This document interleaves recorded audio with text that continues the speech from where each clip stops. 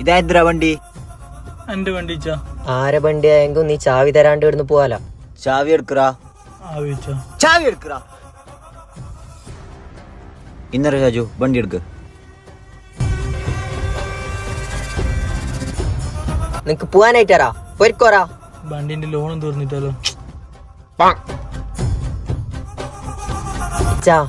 ഇല്ല പറലോ.